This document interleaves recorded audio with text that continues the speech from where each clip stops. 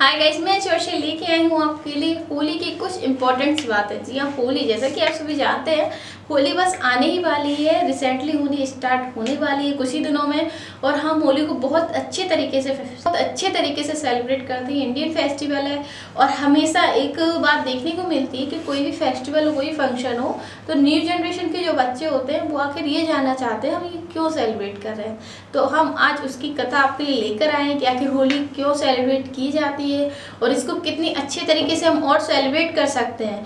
और इस बार हमारे लिए क्या क्या गाइडलाइंस है, क्योंकि कोरोना सीजन चल रहा है। जी हाँ, कोरोना वायरस चल रहा है, इसलिए उसके लिए हमारे लिए क्या क्या गाइडलाइंस हैं, होली को हम कितने अच्छे तरीके से बना सकते हैं और कैसे बना सकते हैं और इसका रीज़न क्या है, हम क्यों सेलिब्रेट करते हैं। तो ये सब कुछ इन्फॉर्मेशन हम आपको इस वीडियो के ज़रिए देते हैं। तो ये स्टार्ट करते हैं होलिका दहन से। होलिका दहन जी, जैसे कि आपने सुना, होली के पहले हम सेलिब्रेट करते हैं होलिका दहन। तो आइए जानते हैं इसकी कथा क्या है, इसको सेलिब्रेट क्यों किया जाता है। ये होलिका दहन शुरू होता है हिरण्यकश्यप से। हिरण्यकश्यप कौन थे ये भी मालूम होना चाहिए। तो हिरण्यकश्यप थे एक असुर राज। जी हाँ, असुर राज के एक राजा जिनका नेम था हिरण्यकश्यप। उन्होंने बहुत कठिन तपस्या की थी और उस तपस्या के बदले में उन्होंने ब्रह्मदेव से वरदान मांगा था। वरदान भी कुछ ऐसा नहीं, बहुत इंपॉर्टेंट वरदान था। उस वरदान में उन्होंने मांगा था कि उन्हें कोई नहीं मार सकता है, चाहे वो मनुष्य हो या पशु पक्षी, उन्हें कोई नहीं मार सकता है। ना ही वो आकाश में मर सकते हैं, ना ही वो पाताल में मर सकते हैं, ना ही उन्हें अस्त्र या शस्त्र, यानी कि उन्होंने अपने जीवित रहने के लिए सारे जो गेट थे, जो उनकी मृत्यु के गेट थे, वो सारे बंद कर लेते हैं। वो यही मांगते हैं कि उन्हें कोई नहीं मार सकता है। ब्रह्मदेव भी उन्हें तथास्तु कह देते हैं, क्योंकि तपस्या भी की है। ब्रह्मदेव इन्हें वरदान दे देते हैं और इसी वरदान के घमंड में, जी हाँ, जैसे उन्हें ये वरदान मिलता है तो उनका ईगो जाग जाता है। किसका? हिरण्यकश्यप का। हिरण्यकश्यप को घमंड हो जाता है कि वाह, अब तो मैं अमर हूँ, मुझे कोई नहीं मार सकता है। इस तरीके के दिमाग में वो अपनी मेंटलिटी बना लेते हैं और सारी जगह उधम मचाने लगते हैं। जी हाँ, अपना असुर राज फैलाने लगते हैं। अगर उन्हें कोई यज्ञ हवन, कुछ पूजा पाठ होते दिखती है तो उसे नष्ट करवा देते थे और उन लोगों से कहते थे कि वो विष्णु भगवान की जगह या अदरवाइज किसी भी भगवान की जगह उनकी पूजा करें। किसकी? हिरण्यकश्यप की पूजा करें, हिरण्यकश्यप को ही अपना ईश्वर मांगे। इस तरीके से वो लोगों से कहते थे। पर कुछ लोग तो मान जाते थे, कुछ लोग नहीं मानते थे। कुछ जो परम भक्त थे ईश्वर के, वो उनकी प्रताड़ना सहते हुए भी अपनी जान दे देते, लेकिन भगवान का नाम रटना नहीं बंद करते थे। ऐसे ही होते होते काफ़ी टाइम निकल जाता है। फिर उनके घर में, यानी हिरण्यकश्यप के घर में एक पुत्र पैदा होता है हिरण्यकश्यप का, और उसका नाम था प्रहलाद।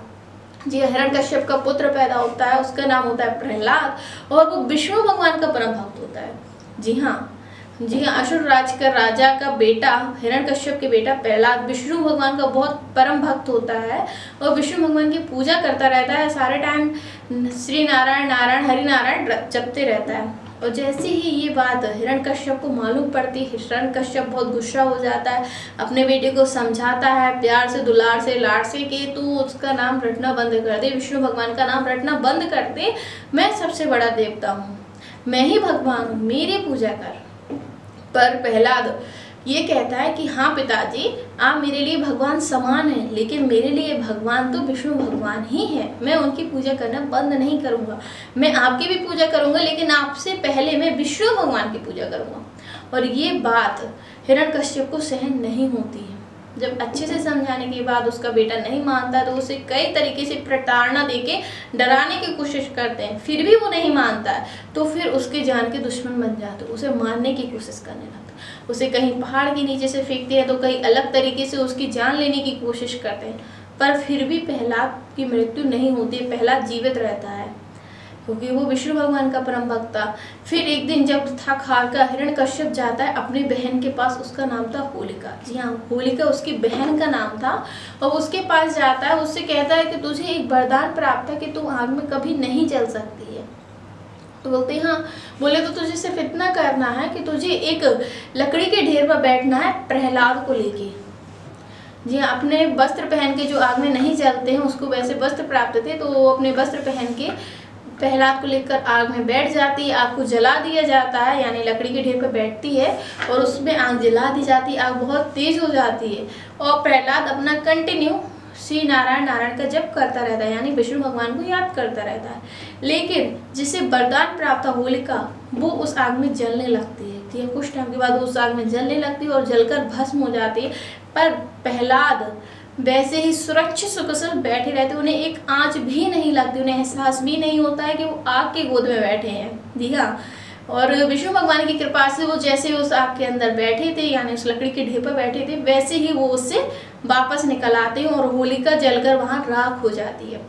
तब से कहा जाता है कि हम सभी होलिका दहन सेलिब्रेट करते हैं और ये इस चीज़ की निशानी होती है कि बुराई चाहे कितनी बड़ी भी क्यों ना हो, उसे आग में जलना ही पड़ता है, यानी उसे नष्ट होना ही पड़ता है। और अच्छाई चाहे किसी भी रूप में क्यों ना हो, वो हमेशा सुरक्षित रहती है, उसकी रक्षा खुद भगवान करते हैं।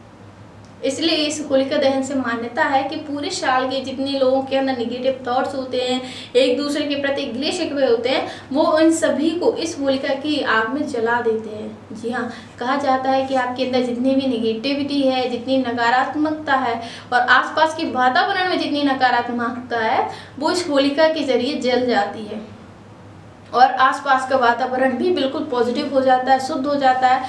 और कहते हैं कि हर जगह लोग अलग अलग तरीके से इस त्यौहार को सेलिब्रेट करते हैं, अलग अलग नाम इस त्यौहार को दिए गए हैं और ये त्यौहार होता है एक बुराई के नष्ट होने की निशानी का। जी हाँ, होलिका दहन जैसा कि आपने सुना, होलिका दहन यानी होलिका का दहन हो जाता है इस आग में, उसी के नाम से इस त्योहार को बनाते हैं। सभी जगह ढोल नगाड़े बजाए जाते हैं इस त्योहार के दिन जब होलिका दहन होता है और अलग अलग तरीके की मिठाइयाँ खाई जाती है, एक दूसरे के गले मिलते हैं और इसी के नेक्स्ट डे से स्टार्ट होती है होली। तो अगर आज की आपको इन्फॉर्मेशन अच्छी लगी है तो प्लीज़ इस पेज को लाइक शेयर सब्सक्राइब जरूर कर दिए। मिलते हैं होली कैसे सेलिब्रेट करना है, होली के लिए आपके माइंड में जितने भी डाउट हैं उन सभी को क्लियर करने के लिए। अभी के लिए गुड बाय।